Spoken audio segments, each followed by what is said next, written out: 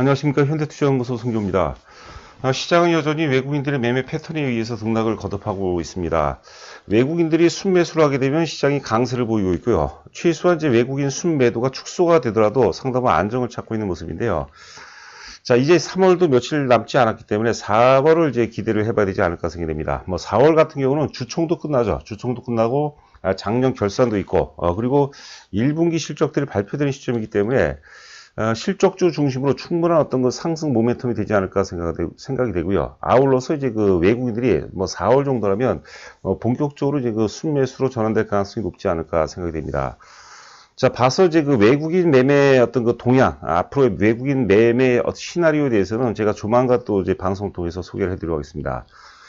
자, 그리고 현대차에 대한 걱정이 많은 것 같습니다. 오늘 방송을 통해서 앞으로의 전망에 대해서 함께 살펴보도록 하겠습니다.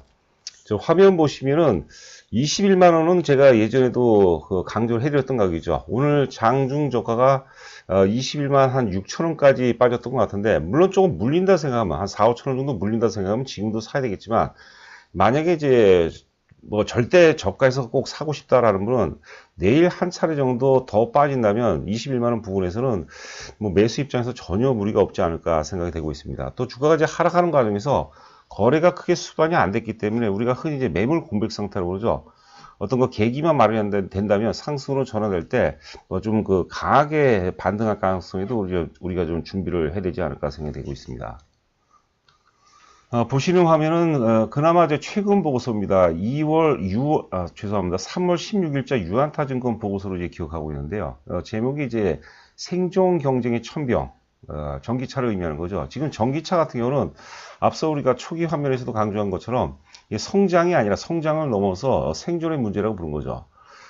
자, 수익성 회복을 위한 마켓시어 확대, 그리고 생존을 대변할 전기차의 어떤 그 마켓시어 확대라는 그 제목입니다. 자, 아래 이제 그 밑줄친 부분 보면 ICE라는 게 이제 우리가 내연기관차를 의미하는 것 같아요. 그러니까 기존에 이제 그 내연기관차들은 내연기관차 쪽에서 돈을 벌어서 이제 그 전기차라든가 수소차 쪽에 이제 투자를 하는 거죠.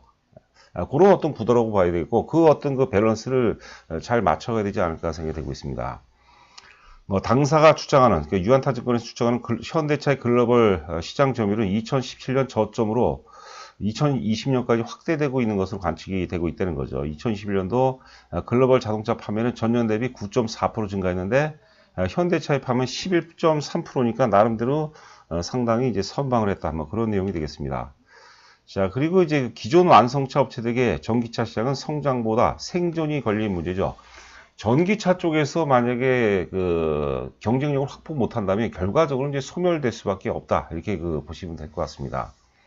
자, 영업이익을 한번 보도록 하겠습니다. 2018년서부터 볼까요? 2018년도 영업이익 2조 4천억, 그리고 2019년도에 3조 6천억. 2019년도는 경기도 별로 안 좋은데 나름대로 이제 선방을 했죠. 그리고 2020년에 작년 같은 경우가 이제 약 한 2조 4천억인데, 작년에 우리가 충당금을 우리가 고려를 해야 될 것 같아요. 충당금이 당시 2조 한 2조 1천억 정도를 여기다가 플러스를 한다면 대략적으로 한 4조 원대 중후반 정도가 되거든요. 4조 한 7천억 정도라고 본다면 4조 7천억에서 6조 7천억.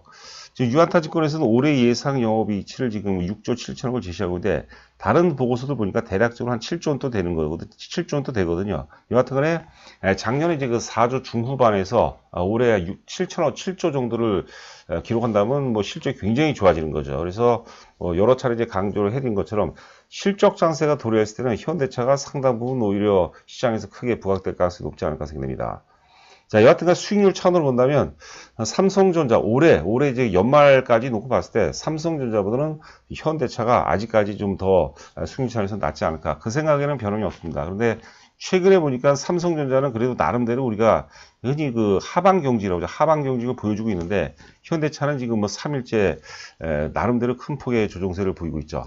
저희가 또 기존에 23만원 아래에서는 사실 매수 관점이라고 얘기했는데 22만원대가 됐죠. 22만원을 지금 깨는 그런 모습입니다.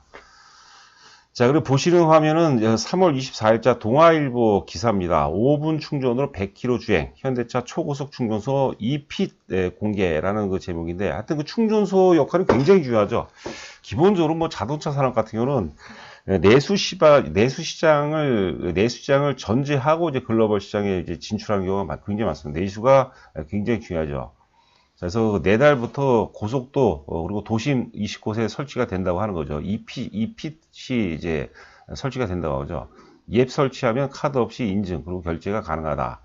EPC에서는 이제 800V 초고속 충전을 지원하는 현대차, 기아차, 제네시스의 전기차에 18분 내 80% 충전이 가능하다. 18분 정도면은 뭐 우리가 적당히 좀 기다려 볼 만하고요. 5회 충전만으로 100km 주행이 가능하다니까 이제는 이제 그 상용화에도 전혀 무리가 없지 않나 생각됩니다. 저도 개인적으로 요번에 이제 현대차 아이오닉 5죠. 좀 한번 차를 바꿔볼까 그런 생각이 있는데 주변에서 좀 말리더라고요. 좀 더 두고 보고 바꿔볼까 지금 계획이 있습니다. 자, 그리고 요거는 이제 그 한국경제신문 3월 17일자 기사입니다. 현대차 넥소 글로벌 수소차 시장 점유율이 무려 70%인 거죠. 물론 이제 궁극적인 판매 대수 자체가 이제 작죠. 만 대가 지금 안 되는 그런 상황인데 그래도 사실 그 퍼스트 무버로서 상당히 의미가 있죠. 주가라는 것은 그 사실 어떤 그 이슈로 이제 많이 가는 이슈로. 그 제가 전에도 많이 말씀드렸는데 전기차 하면 사실 여전히 테슬라죠. 그런데 수소차 하면은 현대차 이런 공식이 결국 시장에서도 상당 부분 이제 나름대로는 좀 그 평가를 받을 수 있는 그런 때가 오지 않을까 생각되고 있습니다. 자, 지난해 글로벌 넥소 판매가 33.6% 증가하면서 6,500대 많이 팔았어요. 수소차를 판매한 것은 집계가 됐다. 수소차 판매량이 6,000대를 넘어선 것이 작년이 처음이고 시장 점유율이 재작년 2019년도가 되겠죠. 45.3%에서 69%로 급등했다는 얘기죠. 전 세계에서 판매된 수소차 10대 중에서 7대는 현대차였다. 그리고 그 다음에 이제 그 도요타 혼다가 되겠는데 도요타가 1600대, 혼다가 200대를 판매했다니까 하여튼 그 전체 수치는 좀 작지만 상당히 기분 좋은 어떤 기사가 아니었나 그런 생각이 또 됩니다. 자, 보시는 화면은 예전에 제가 여러 번 현대차를 이제 우리가 방송하게 되면 꼭 이제 보여드렸던 그림입니다.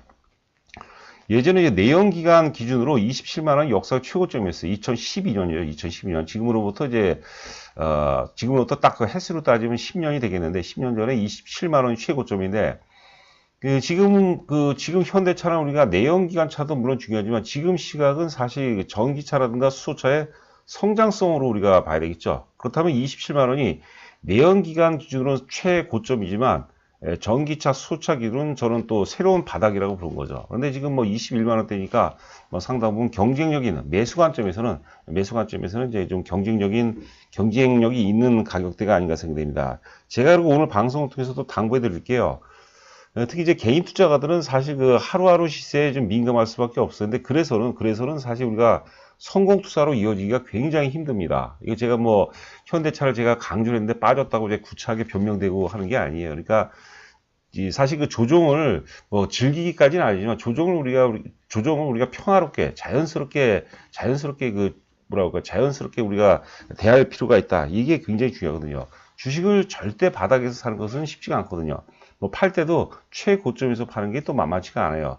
자, 그래서 우리가 좀 편안하게 사실 23만원 기준으로 지금 21만원 본다면 약 한 10% 가까이가 빠진 거죠. 23만원대에서 본다면. 그런데 그 정도는 우리가 좀 어느 정도 감내를 하고, 대신에 우리가 10%, 20%를 수익을 목표로 해서는 아니 되거든요. 기본적으로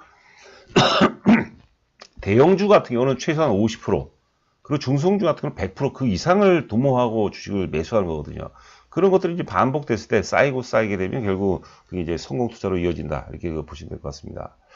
자, 하여튼 3일 전에 23만원 부분까지는 전혀 무리가 없었고요. 저희도 기존의 회원분들한테 전에 24만원. 당시에 또 언제입니까? 애플하고 결렬될 시점에서 23만원이 깨졌어요. 그때 오히려 좀 전에 매도했던 부분. 저희가, 1월 10일이죠. 1월 11일. 특히 그 삼성전자가 거래량 9천만 주가 터지는 시점에서 삼성전자도 그렇고 현대차도 그렇고 많이 매도를 했습니다. 많이 매도하고 23만원 미만에서 이제 다시 비중을 좀 늘리자고 얘기를 했거든요. 거기에는 변화가 없는데, 그리고 23만원에서 지금 21만원대까지 좀 많이 빠졌어요. 많이 빠졌는데, 이런 부분들, 또 아래 거래량 보시면 거래량이 크게 수반되면서 빠진 게 아니거든요. 그러니까 좀 편안하게, 이거로 스트레스 받지 마시고요. 편안하게 지켜볼 필요가 있지 않나 생각됩니다. 지금 가만히 보시면은 갭이 두 차례가 나왔어요. 갭이. 오늘이 지금 목요일이죠. 수요일하고 목요일 사이에 갭이 나왔고, 그 다음에 수요일하고 또 화요일 사이에도 이제 갭이 나왔거든요, 갭이. 우리가 옛날에 그 사케다 20, 30 이론이 있는데 보통 30이 발생되면 좀 추세가 좀 반전되는 것도 있어요. 뭐 그런 것들은 이제 어떤 데이터하고 확률이니까 참고시 바라고. 뭐 오늘 사도 괜찮은데 내일 만약에 마이너스 준다 해서 21만 원, 뭐 21만 원대 초반 정도가 준다면 저 같은 경우는 좀 많이 사도 괜찮다. 뭐 이렇게 제가 좀 강조를 해드리고 싶습니다. 그래서 너무 걱정하지 마시고 좋은 회사고 또 실적도 좋아지고 하니까 4월서부터는 좀 기대를 해봐야 되지 않을까 싶습니다. 근데 여기서 바로 이제 장대 양봉이 또 나와버리잖아요. 뭐 최소한 한 4, 5% 정도 되는 장대 양봉이 나오게 되면 못 사게 되겠다. 실전에서는. 매일매일 이렇게 지켜보는 사람들은. 편안하게 하는 사람들은 4, 5% 올라가도 그냥 바로 사요. 그런데 너무 단기적으로 보고 단기 시세 민감한 분들은 또 살 수가 없어요. 그러니까 조금 항상 제가 드리는 말씀이 조금 물린다. 그런 시각으로 접근한다면 반드시 성공 투자로 이어질 수 있지 않을까 생각됩니다. 저희 그 현대투자 VIP 회원 모집 관련해서는요. 하여튼 제가 방송하는 내용 이런 부분에서 공감을 하시고 혼자 하는 것보다 좀 낫다. 이게 좀 편하게 하실 분들은 입금하시고 저한테 문자로 전화 보내주시면은 제가 이제 주로 이제 장 시작 전에 연락을 드리도록 하겠습니다. 자, 남은 시간도 건승하시기 바라고요. 저는 여러분들 내일 찾아뵙도록 하겠습니다. 감사합니다.